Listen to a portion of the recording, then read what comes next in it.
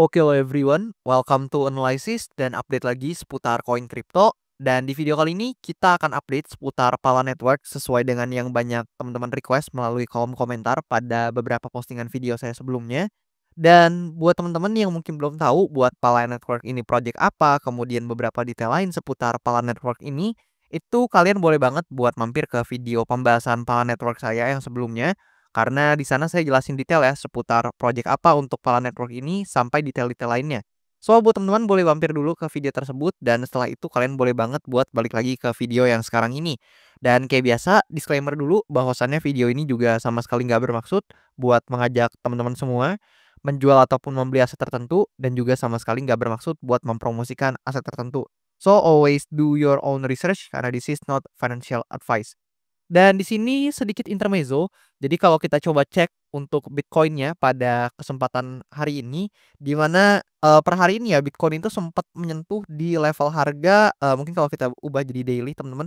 Nah, dia sempat nyentuh ya di harga 76.000 sekian teman-teman sebelum akhirnya ini berhasil sedikit rebound lah ya ke level 81-an ribu US dollar. Jadi memang Bitcoin sendiri sedang mengalami tekanan jual yang cukup signifikan teman-teman dan ini juga kelihatan ya dari chartnya yang mana akhirnya dia berhasil breakdown nih dari range area ini teman-teman dan sangat disayangkan tentu. Dan buat teman-teman yang mungkin mau saya bahas sih secara makroekonominya, kemudian untuk Bitcoin sendiri kalau misalkan teman-teman butuh nih dibuatin penjelasannya dan pembahasannya seputar price action dari Bitcoin dan secara makroekonominya juga boleh banget komen aja di kolom komentar di bawah dan kayak biasa kalau banyak yang tertarik akan saya usahakan buat bahas di video-video selanjutnya. Dan oke, back to the topic di mana di sini kita akan bahas seputar Polar Network ya. Dan as always atau seperti biasa kita akan coba lihat nih dari segi coinmarketcap.com di mana di sini kalau saya sortir dari sektor DePIN atau Decentralized Physical Infrastructure dan kita coba slide ke bawah. Nah, lebih kurang seperti ini, kita dapat menjumpai bahwasannya Pala Network ada di posisi ke-341 berdasarkan market cap atau kapitalisasi pasarnya, yang mana data ini kalian bisa langsung cek sendiri melalui coinmarketcap.com. Dan tentu ini posisinya per video ini saya record ya, jadi bisa aja nanti di kemudian hari atau di hari-hari mendatang itu bisa berubah. Dan oke, di sini kalau kita coba cek juga dari segi coin analyze-nya. Nah, di sini kita bisa mengetahui bahwa memang dalam 24 jam terakhir Pala Network atau dengan tikernya yaitu PA teman-teman atau PHA. Di sini terjadi pelemahan open interest dalam 24 jam terakhir yaitu sebanyak minus 4,45% yang mana memang secara chart jujur saya nggak terlalu suka nih buat chartnya Pala Network. Kenapa? Karena terakhir kali teman-teman itu saya buat pembahasan seputar Pala Network ini itu price action-nya masih ada di sini teman-teman.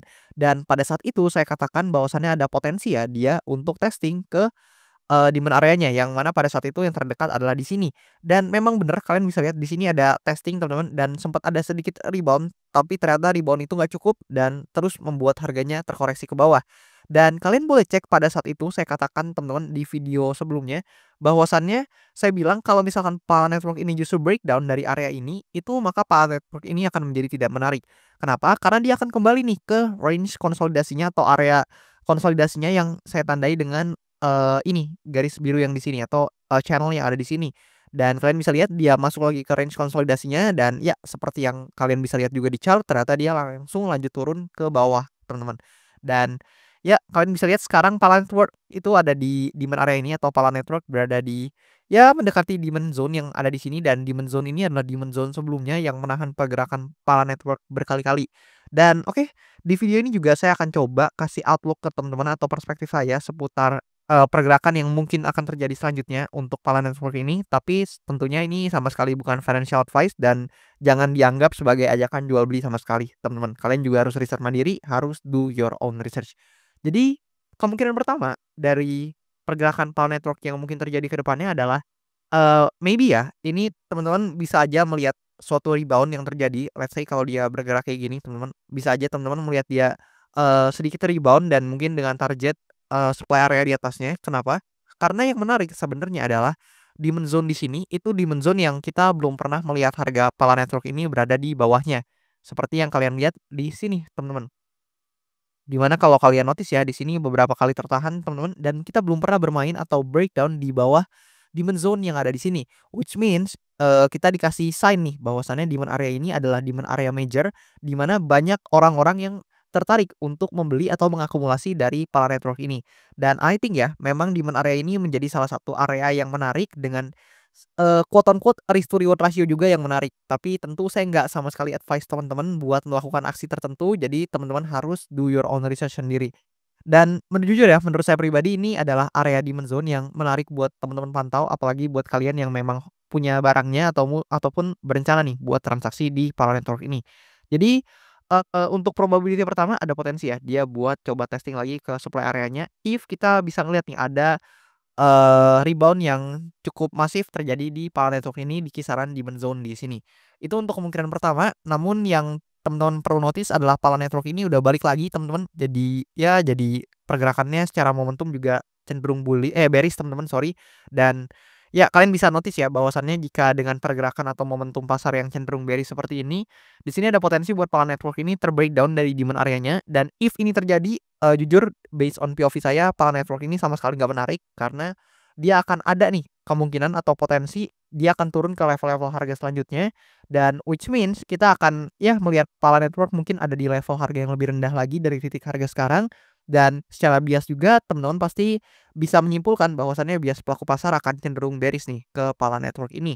Dan di sini juga kalau teman-teman tanya saya kemungkinan mana yang mungkin secara persentase lebih besar teman-teman, meskipun secara momentum ini kemungkinannya, lebih besar yang kedua, namun kita juga nggak bisa, mengesampingkan bahwasannya demand area ini adalah demand area yang cukup kuat ditambah dengan, area oversold yang juga, sudah berkali-kali ada nih ya, atau area oversold ini sudah cukup lama terjadi di Pala Network ini meskipun memang terus turun nih teman-teman. So, jika oversold ini mulai climbing up teman-teman secara stokastik RSI-nya, maka ada potensi juga diikuti oleh price action atau harganya juga teman-teman. So, konfirmasinya sebenarnya cukup mudah, yang mana jika kalau kalian lihat nih, ketika dia testing ke demand area ini, jika ada rebound yang signifikan, more likely kita akan coba nih mungkin testing lagi atau coba dikasih sedikit rebound mungkin ke supply areanya ke atas ini secara target teman-teman. Dan kalau misalkan ternyata nggak ada rebound yang signifikan nih atau nggak ada reaction yang positif, ya more likely kita justru akan lihat potensi kemungkinan kedua yang terjadi, which means kita akan coba lihat dia breakdown ke level-level harga yang lebih rendah teman-teman dari yang sekarang ini. Tapi ya disclaimer lagi, ini bukan saran jual beli sama sekali dan teman-teman wajib banget buat analisa mandiri dan do your own research. Dan kalau kita coba pindah data nih untuk Pala Network ini, kita coba lihat dulu dari token terminal. Memang dalam beberapa hari terakhir ya, ini token trading volume dan juga aktif usernya ini sangat buruk teman-teman, yang mana mengalami penurunan cukup signifikan nih secara token trading volume dan juga aktif user ya. Kalian bisa lihat secara trennya ini terus mengalami penurunan. Dan kalau kita lihat, yang mana di sini kita gunakan ini ya teman-teman. Nah, di sini kita bisa lihat untuk mindshare atau social mindshare-nya. Nah, di sini kita tunggu sebentar.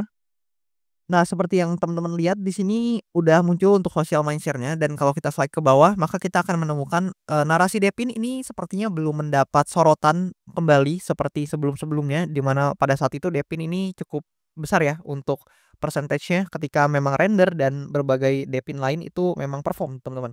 Tapi sekarang kita belum melihat nih, liquidity-nya ke arah Depin lagi, dan bahkan Depin ini secara persen share dalam 7 hari terakhir ini sebenarnya belum terlalu perform teman-teman buat narasinya sendiri.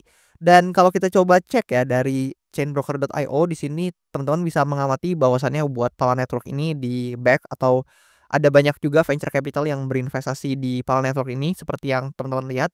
Dan kalau kalian lihat ya, ada juga nih yang minus teman-teman di investmentnya atau di investasinya pada Pala Network ini.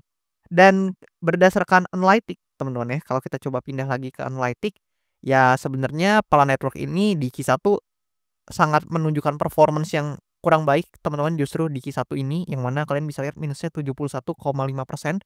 Dan I think ya teman-teman di bulan Maret ini justru lebih buruk nih dari bulan Februarinya sebelumnya. Dan ini tentu fakta teman-teman, karena kalian bisa lihat di bulan Maret ini udah minus 26,8%, sedangkan di bulan Februari ini minus 23,6% teman-teman. Tapi sekali lagi karena ini masih awal menuju pertengahan Maret, kita nggak ada yang tahu nih teman-teman. Bisa aja memang di bulan Maret ini, nanti di akhir-akhir atau mungkin di tanggal tanggal mendatang itu ternyata performanya berubah nih, teman-teman. Mungkin aja jadi hijau atau jadi positif, teman-teman, atau bisa juga jadi tambah jelek, teman-teman, untuk return-nya. Kita nggak ada yang pernah tahu, tapi coba gimana menurut pendapat teman-teman semua seputar Pala Network ini?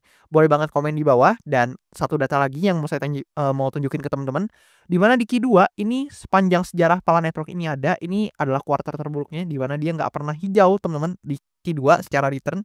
Di mana ya kalian bisa lihat sendiri nih ya. Untuk Q2 Pala Network ini sangat-sangat tidak perform secara return-nya.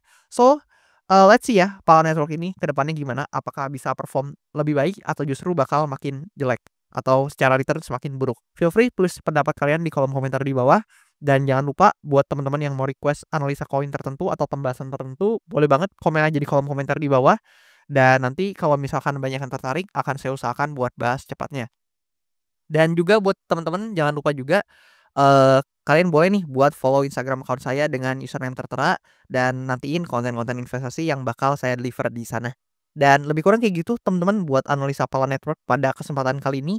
Thank you banget buat teman-teman semua yang udah nonton, dan sampai jumpa di video-video selanjutnya.